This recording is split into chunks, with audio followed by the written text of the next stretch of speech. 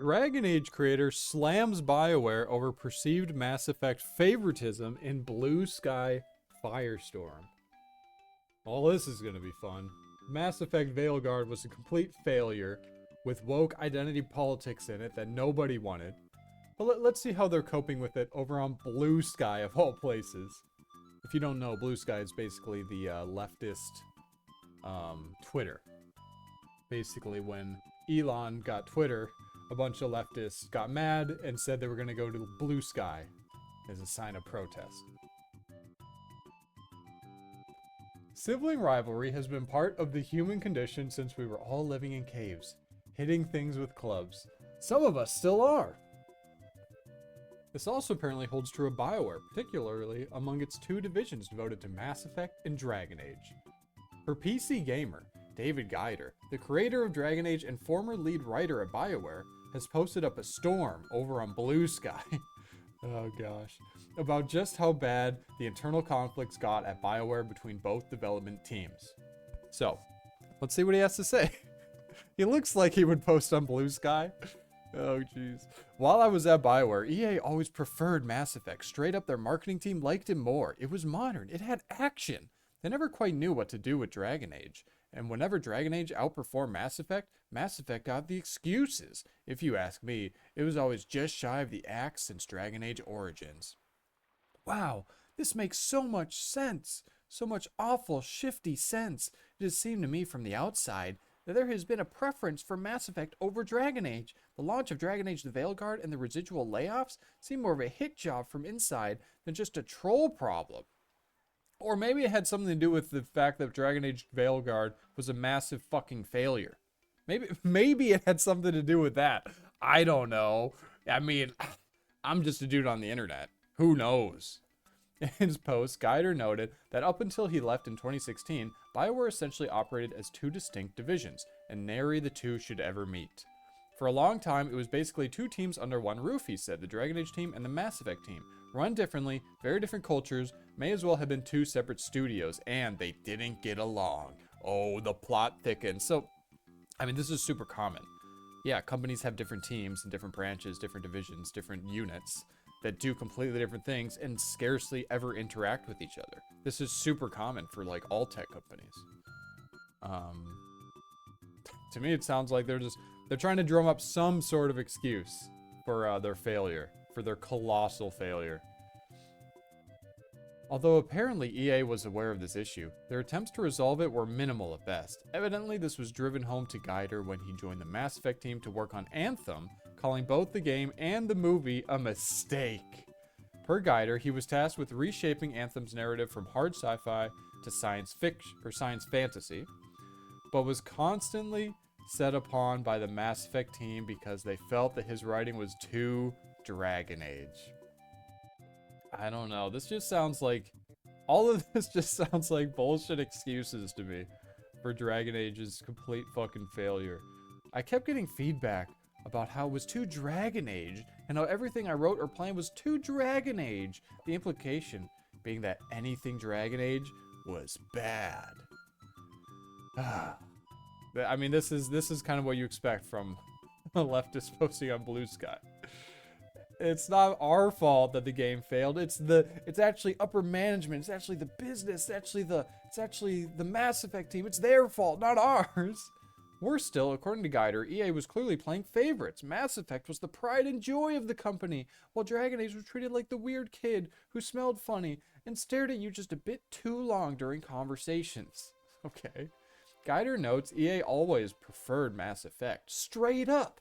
Their marketing team liked it more. It was more modern. It had action. According to Guider, this unfair treatment left Dragon Age perpetually vulnerable, claiming that it was always just shy of the axe since Dragon Age Origins. Apparently, EA's marketing team struggled to position the fantasy RPG, favoring Mass Effect's sci-fi action appeal.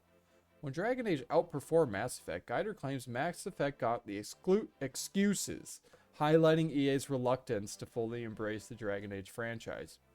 Excuses, huh? What are we doing right now, then? I think we're making excuses right now, huh?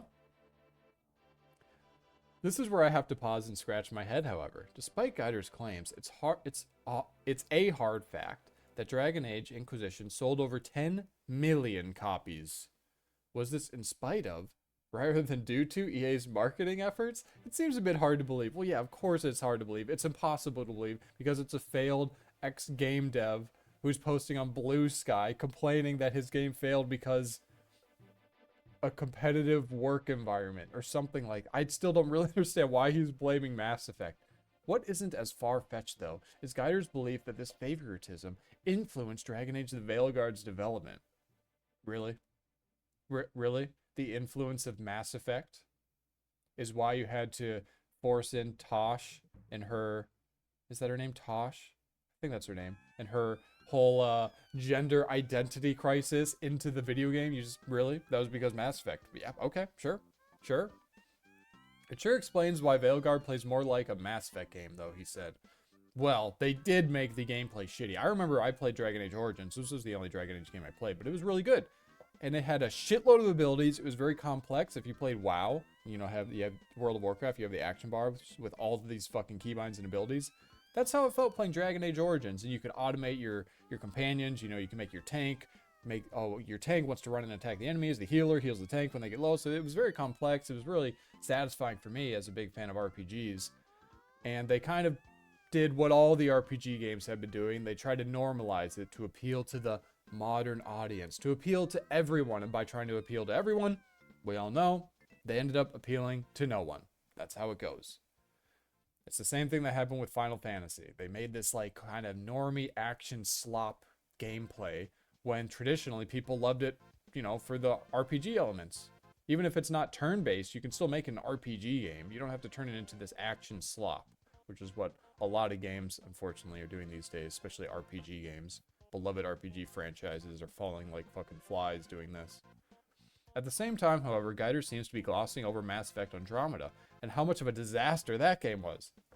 Yeah, I mean, there have been excesses from Dragon Age. There have been failures from Mass Effect, so it kind of disproves this guy's argument on Blue Sky. It would be hard to imagine the EA execs demanding more of the same from the Veilguard team. Yeah, it would. It would be very hard. I think because the EA execs, they actually like money. CC. They actually like to make money. The writers, they don't care. They get their salary regardless if the game fails or not. Nevertheless, Geiger describes EA CEOs Andrew Wilson as even deeper in denial over why Veilguard bombed, apparently attributing the game's pathetic run to a lack of live service features. Yep, that's why Veilguard bombed. It didn't have enough live service in it. Not because of this fucking abomination here. And her fucking gender identity. No, it had nothing to do with that. It was because it didn't have enough live service features? What the fuck are they talking about? Both Geiger and PC Gamer seem amused by this assertion. Yeah, it is an amusing assertion because it's obviously bullshit. I just read it and want to weep. Of course, Veilguard received criticism on everything from its voice acting to its gameplay and forced identity politics that seemed too utterly unmake the former dark fantasy RPG. That's another note. They lost their roots.